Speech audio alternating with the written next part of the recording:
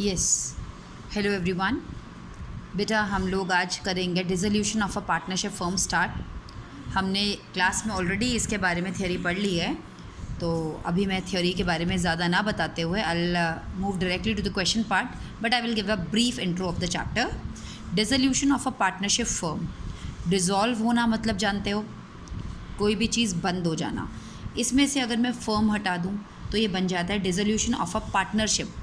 Partnership का मतलब जो आपके बीच में, पार्टनर्स के बीच में साझेदारी चल रही थी, आज तक एक पार्टनरशिप चल रही थी, वो ख़त्म हो जाती है। वो ऑलरेडी आप पढ़ चुके हैं, कुछ चैप्टर्स हैं, जैसे कि change in profit sharing ratio.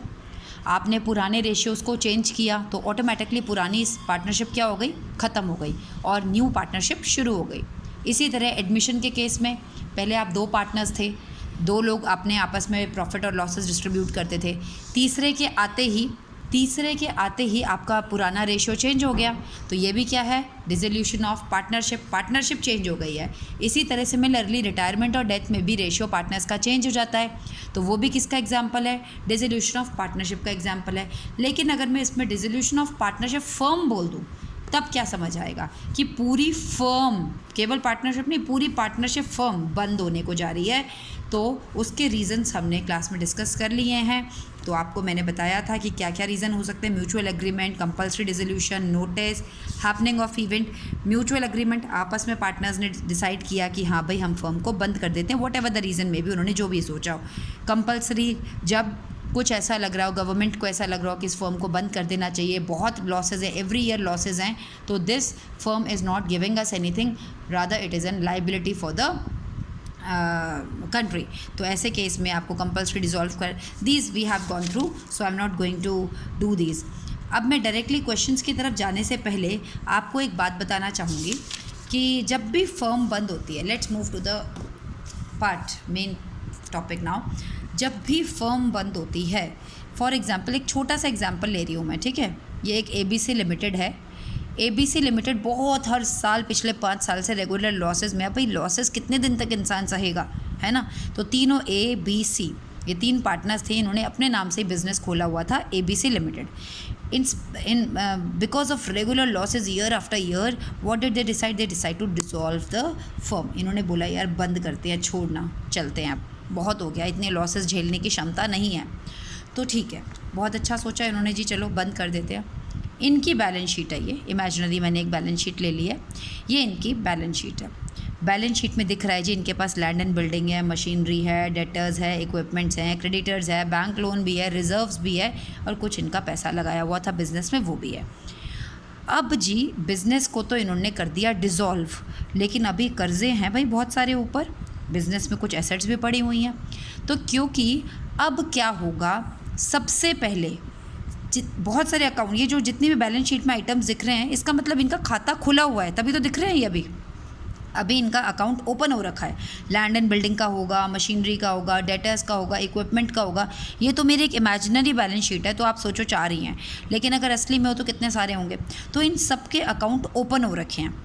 तो अब कल से जी जा रहे हो एक तो ताला लगा के, तो सबसे पहला काम होता है, जो भी चीज़ें ओपन हो रखी हैं उनको तो क्लोज़ करोगे ना, ऐसा थोड़ी ना उनको ओपन में ही छोड़ के चले जाओगे। आपके जाने के बाद क्या करेंगे, उनको और कोई क्लोज़ तो करने आएगा नहीं। तो जितने भी ओपन अकाउंट्स हैं सबको क्या करना पड़ेगा, to close all the open account, चाहे वो एसेट्स के हैं चाहे वो लाइबिलिटीज़ के हैं, आपने सारे ये जो खाते खुले हुए हैं इनको बंद करना पड़ेगा। ठीक है, बहुत अच्छी बात है मैम, क्योंकि हम तो बिज़नेस ही बंद करने जा रहे हैं। अब आप स्कूल से छोड़कर जा रहे हो तो स्कूल में आपने टीचर्स की जो बुक्स ले रखी होंगी वापस करोगे, किसी फ्रेंड से कुछ बोरो किया होगा वापस करके जाओगे, स्कूल से कुछ पैसे वापस लेने होंगे वो भी लोगे, तो सारा क्लियर करके जाओगे ना। तो सेम वही चीज़ है, बिज़नेस भी बंद हो रहा है, तो बिज़नेस ने क्या सबसे पहले क्या काम करना है, जितने भी ये खाते खुले हुए हैं इनको बंद करना पड़ेगा। ठीक है, बहुत अच्छी बात है, समझ आ गया आप लोगों को कि जितने भी एसेट्स और लाइबिलिटीज़ के अकाउंट ओपन है बंद करना पड़ेगा।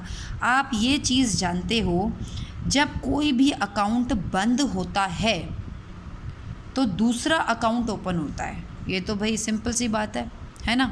एक बच्चा स्कूल छोड़ के जाएगा तो दूसरा बच्चा आएगा भी, तो यहाँ पे जितने भी एसेट्स हैं इनके अकाउंट को बंद करना पड़ेगा। एग्जाम्पल बताती हूँ, ये सब मैं आपको इलाबोरेट करके समझाने की कोशिश करूँ। जब आप क्वेश्चंस में आएंगे तो आप क्विकली कर लेंगे। ये उन बच्चों की हेल्प करता है जो बच्चे डेप्थ में जाके चीज़ों को समझना चाहते हैं। चलो मैं लैंड एंड बिल्डिंग की बात करती हूँ। लैंड एंड बिल्डिंग है, डेबिट बैलेंस है यानी कि 10 लाख रुपीज़ का, ठीक है। तो इसका मतलब इसका बैलेंस आपके पास 10 लाख रुपए का पड़ा हुआ है, ठीक है। ये अकाउंट खुला हुआ है, यहाँ बैलेंस शीट में दिख रहा है आपको, चीज़ आपके पास पड़ी है यानी कि अकाउंट है। लैंड एंड बिल्डिंग में 10 लाख रुपए पड़े हैं, ठीक है।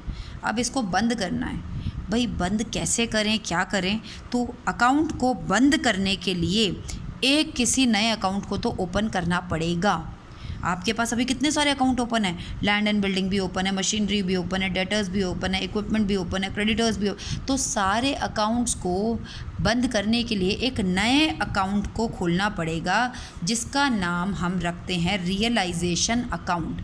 तो जितनी भी बार बार इतने सारी चीज़ों से अलग अलग अकाउंट ओपन करने से बेटर है ना कि कोई एक अकाउंट ओपन रहे, तो वो ज़्यादा इजी हो जाएगा। तो आपने सारी एसेट्स और सारी लाइबिलिटीज़ को बंद कर दिया और कौन से अकाउंट को ओपन कर दिया जी? रियलाइजेशन अकाउंट को।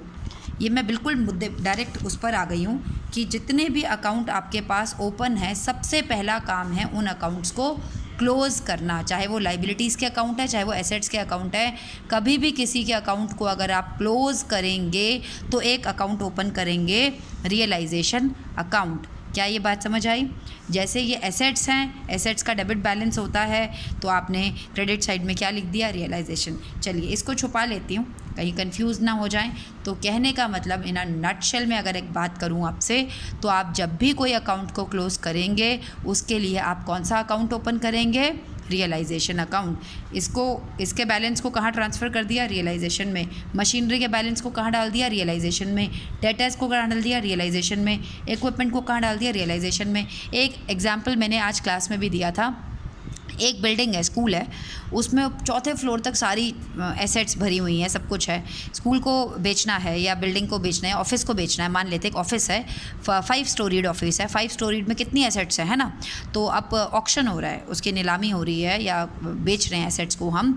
तो हम क्या करते हैं कि अगर कोई हमारी कुछ कंप्यूटर्स 4th फ्लोर पे पड़े हैं, कुछ वाटर कूलर्स हमारे 3rd फ्लोर पे हैं, कुछ फर्नीचर वहाँ है, कुछ यहाँ, तो हमने सारा चीज़ें ना उठा के सारा ग्राउंड फ्लोर पे डंप कर दिया। एक बड़ा सा हॉल था, उस ग्राउंड फ्लोर पे हमने उस चीज़ों को सबको इकट्ठा रख दिया कि अब कोई भी आएगा ना तो बस एक ताला खोलेंगे और इसी रूम में भेज देंगे, उसको जो पसंद आएगा वो ले जाएगा, हमें ऊपर नीचे चक्कर नहीं काटने पड़ेंगे। तो हमने सारी एसेट्स को लाके एक ही जगह पे बंद कर देना है। वो कौन सा रूम है? Realisation room. कौन सी एसेट्स को बंद करना है? जिसकी अभी हमें रिकवरी करनी है, जिसको कोई ग्राहक पसंद कर सकता है, जो चीज़ें बिक सकती हैं। अब जैसे कि कोई ऐसी चीज़ पड़ी हुई है जो बिल्कुल टूटी फूटी है लेकिन फिर भी उसको बेच सकते हैं, स्क्रैप बिकता है ना। तो ऐसे में जो भी चीज़ें आपको लगता है चाहे वो 1 रुपये भी दे सकती है, कुछ रिकवरी उसकी हो सकती है। तो सारी बिल्डिंग से